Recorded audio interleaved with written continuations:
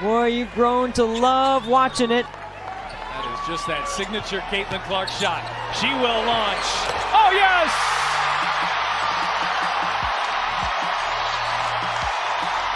Caitlin Clark is transforming the league in real time, and while the spotlight grows brighter, so does the tension from those who feel the revolution is leaving them in the shadows. Caitlin Clark's fifth three on the night. Our Indiana Members Credit Union winning combination is Boston to Clark. We've seen her hit some. Caitlin Clark's impact on the WNBA is not subtle, gradual, or politely incremental. It is seismic, disruptive, and impossible to ignore. Her presence has introduced a new audience to the league, one that did not gradually discover women's basketball, but arrived in waves, loud and loyal, demanding coverage, on highlights, and constant updates. Jersey sales surged at a pace rarely seen in professional sports, and sponsors lined up to attach themselves to the phenomenon. Corporate partnerships multiplied, and the league's visibility reached households that had never previously tuned in to a WNBA broadcast. The transformation feels immediate and overwhelming, as if the league skipped several stages of evolution and leaped directly into a new era. That kind of acceleration brings opportunity, but it also brings friction. Not everyone is celebrating. Veterans who spent years building the foundation of the league have quietly questioned why mainstream attention only intensified once Clark entered the picture. Players who fought through seasons of limited coverage and modest pay now watch the spotlight concentrate heavily on one name, even when the box score tells a more balanced story. Nelson Adota trying to save it and does. And now Clark comes up with a steal. Clark thought about pulling up from three, will dip inside and lay it in. The resentment is rarely expressed outright, but it simmers in post-game interviews, in subtle comments about respect, and in the visible edge that sometimes accompanies on-court matchups against her team. The league's growth is real, yet the distribution of credit feels uneven, and that imbalance fuels tension. Now, don't forget to smash that subscribe and hit like button, because it's going to get serious. Clark's style of play only amplifies the divide. Her deep shooting range stretches defenses beyond traditional comfort zones, forcing teams to adjust schemes and rethink strategies. Every logo range attempt ignites debate across sports media, with analysts dissecting whether she is redefining the game or simply benefiting from hype. Opponents guard her with intensity that borders on personal and physical play against her has sparked viral moments that dominate highlight reels for days. Each hard foul becomes a talking point, each stare down a headline, each heated exchange a trending clip. The drama feeds the spotlight, and the spotlight magnifies the drama. Hesitation, you have to come out on her. It goes behind her first two. Back Benley.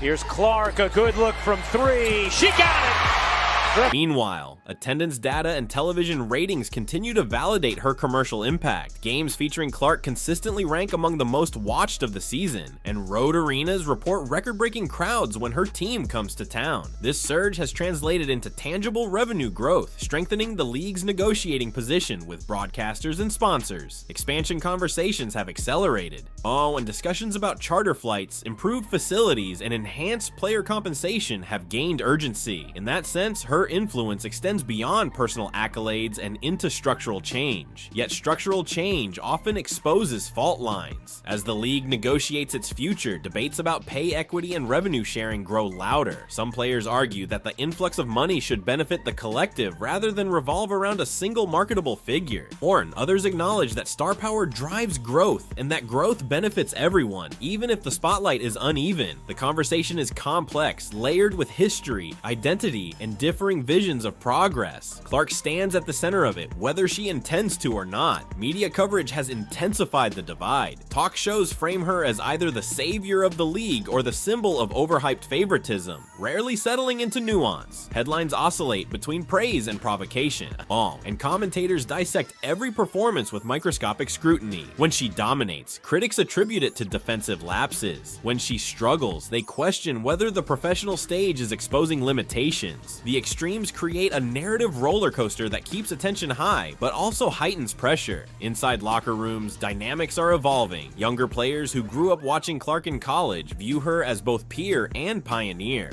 On recognizing the doors her popularity may open, veterans weigh admiration against the sting of delayed recognition, grappling with the reality that the league's breakthrough moment arrived later than their primes. Coaches navigate rotations and media obligations that increasingly orbit around her presence, balancing team chemistry with commercial realities. The ecosystem of the league is adjusting in real time. Fans are divided as well.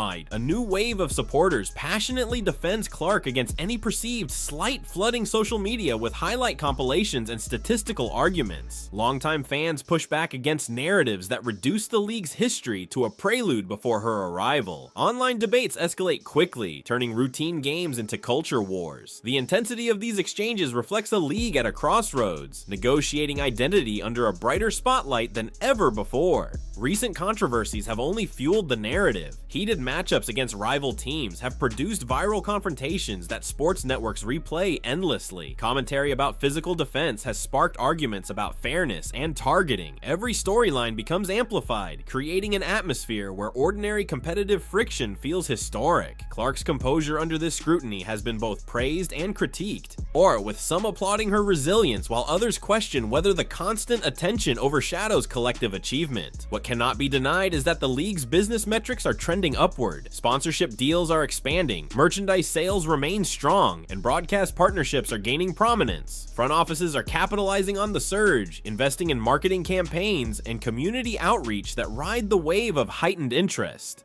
The WNBA is negotiating from a position of strength that seemed distant only a few seasons ago. Clark's influence is intertwined with that ascent. However, growth driven by a singular narrative carries risks. If attention becomes too concentrated, the league must ensure that emerging stars receive visibility as well.